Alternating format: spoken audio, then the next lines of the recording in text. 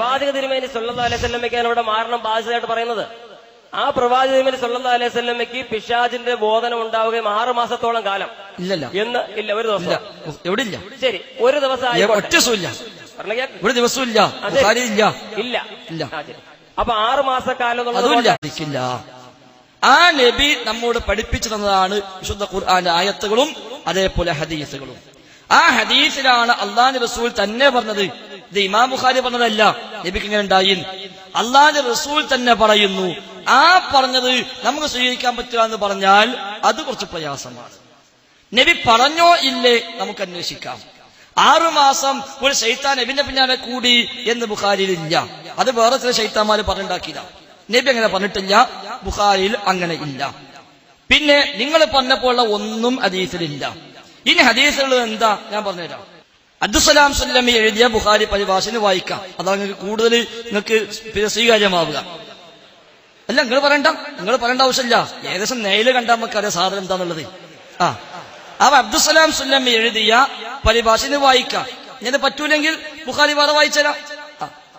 അല്ല, ആക്ഷേപമൊന്നുമില്ല, ഉള്ളത് പറഞ്ഞ ആക്ഷേപമില്ലല്ലോ. അബ്ദുസ്സലാം സുല്ലമി സ്വഹീഹ് ബുഖാരിക്ക് എഴുതിയ പരിഭാഷ. ആ പരിഭാഷയിൽ പറയുന്നു, ആയിഷ റളിയല്ലാഹു അൻഹ പറയുന്നു, നബി സ്വല്ലല്ലാഹു അലൈഹി വസല്ലമക്ക് സിഹ്ർ ബ്രാക്കറ്റിൽ മാരണം ബാധിച്ചു. ആയിഷ ബീവി പറയാൻ നബിക്ക് മാരണം ബാധിച്ചു. നിങ്ങൾ പറയാൻ വിശ്വസിക്കാൻ പറ്റൂല.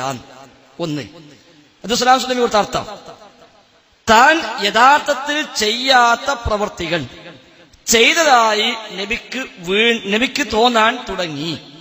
അങ്ങനെ ഒരു ദിവസം നബി സ്വല്ലല്ലാഹു അലൈഹി വസല്ലം പ്രാർത്ഥിച്ചു, വീണ്ടും വീണ്ടും പ്രാർത്ഥിച്ചു. ശേഷം അവിടുന്ന് പറഞ്ഞു, എനിക്ക് സുഖം പ്രാപിക്കാൻ വേണ്ട മാർഗം അള്ളാഹു അറിയിച്ചു തന്നത് ആയിഷ നീ അറിഞ്ഞോ?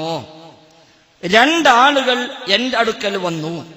ഒരാൾ എന്റെ തലക്ക് സമീപവും മറ്റേയാൾ എന്റെ 2 കാലുകൾക്കരികിലും ഇരുന്നു. ഒരാൾ മറ്റേയാളോട് ചോദിച്ചു, ഈ മനുഷ്യന്റെ രോഗമെന്താണ്? അദ്ദേഹത്തെ സിഹ്ർ ബാധിച്ചിരിക്കുകയാണെന്ന് മറ്റേയാൾ മറുപടി പറഞ്ഞു.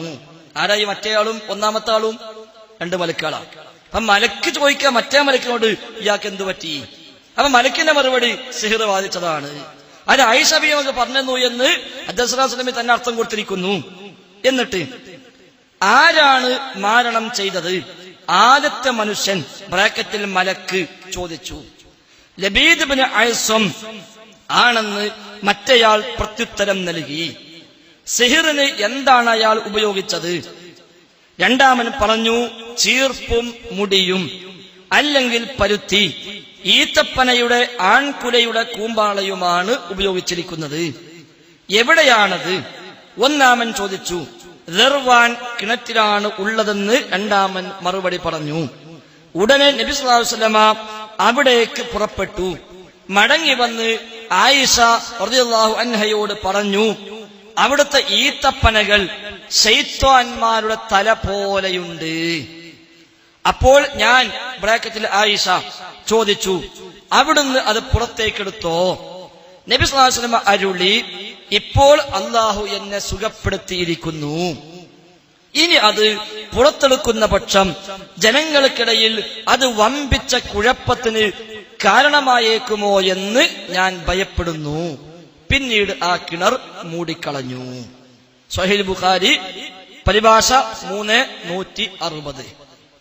ഇത് അബ്ദുസ്സലാം സുല്ലമി കൊടുത്ത അർത്ഥമാണ്. നിങ്ങൾക്ക് സ്വീകാര്യമാണെങ്കിലും അല്ലെങ്കിലും ശരി, ഹദീസിന്റെ അർത്ഥം അങ്ങനെ തന്നെ ആണ് താനും. അതിൽ വ്യത്യാസം അയാൾ വരുത്തിയിട്ടില്ല. സാധാരണ വരുത്തലുണ്ട്, ഇതിന് വരുത്തിയിട്ടില്ല. മൂപ്പര് പിന്നെ ശേഷം കൊടുത്തു, ഇതിന്റെ സ്വീകാര്യത പരിശോധനാ വിധേയമാണ്. അതൊക്കെ പറയാൻ സ്വാതന്ത്ര്യമുണ്ട്. പലരും പരിശോധിച്ചു. അപ്പൊ എല്ലാവർക്കും മനസ്സിലായി കുഴപ്പമില്ല, സ്വീകരിക്കാൻ പറ്റിയതാണ്. അപ്പോൾ എത്ര പറഞ്ഞുള്ളൂ? സ്വീകാര്യത പരിശോധിക്കണം. പരിശോധിച്ചപ്പോ സ്വീകരിക്കാൻ പറ്റിയതാണ്. പോരായ്മകൾ അതിന്റെ പരമ്പരയിൽ ലോകത്തൊരാളും ഉന്നയിച്ചിട്ടില്ല. ആ ഹദീസ് സ്വഹീഹ് അല്ലാന്നോ ദുർബലമാണെന്നോ ഖുർആനെതിരാണെന്നോ ബുദ്ധിക്കെതിരാണ് എന്നോ തൗഹീദിനെതിരാണ് എന്നോ ലോകത്ത് മുഅ്തസിലികൾ പറഞ്ഞിട്ടുണ്ട്. വേറെ അഹ്ലുസുന്നയിൽ ആരും പറഞ്ഞിട്ടില്ല. ഇനി ഞാൻ പറഞ്ഞുതരാം ഈ ഹദീസിൽ വന്ന കാര്യം. ഇതാണ് ഹദീസിൽ വന്ന പദപ്രയോഗങ്ങൾ.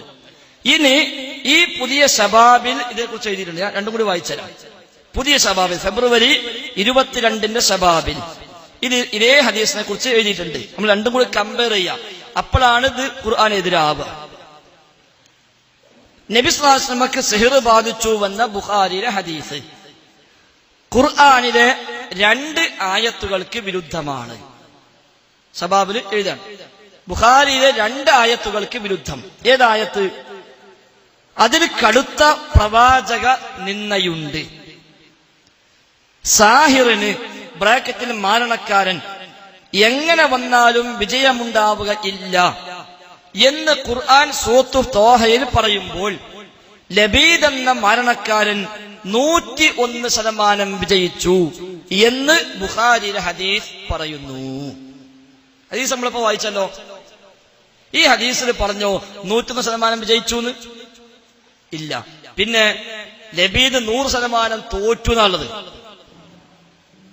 ഓൻ സിഹ്ർ ചെയ്തു, ഓൻ ഒരുപാട് ലക്ഷ്യങ്ങൾ ഉണ്ടായിരുന്നു. പക്ഷെ അള്ളാഹ് പരാജയപ്പെടുത്തി. അള്ളാഹ് മലക്കുകളെ പറഞ്ഞയച്ചു, സംഗതി വെളിച്ചത്ത് കൊണ്ടുവന്നു, പ്രതിവിധി കാണിച്ചു കൊടുത്തു. നബി ആ പ്രതിവിധി ചെയ്തു, നബിക്ക് സുഖമായി. അപ്പൊ ലബീദ് തോറ്റു. അതാ അള്ളാഹ് പറഞ്ഞത്, വലാ യുഫ്ലിഹു സാഹിറു ഹൈസു അതാ. സാഹിർ മാരണക്കാരൻ എവിടെ ചെന്നാലും വിജയിക്കില്ല. അങ്ങനെ ഇരിക്കുക, നമുക്ക് ആ സിഹ്റൊന്ന് പഠിക്കുക. പണ്ട് അനസ് മുസ്ലിമൊക്കെ ചെയ്തിരുന്നു, ഇപ്പൊ 30 നിർത്തിക്കണേ. അപ്പൊ നമ്മൾ ഇങ്ങനെയെങ്കിലും സലാസുലമെ ഒക്കെ പഠിക്കാം. അപ്പൊ മാരണക്കാരൻ എവിടെ ചെന്നാലും വിജയിക്കില്ല എന്നാണ് ആയത്ത്. ഈ ആയത്തിന് അപ്പുറപ്പുള്ള ആയത്ത് എന്താ? ഏത് സമയത്താ പറഞ്ഞത്? ഈ ആയത്തിന് ഈ ഹദീസ് എതിരാണ് എന്നാണ്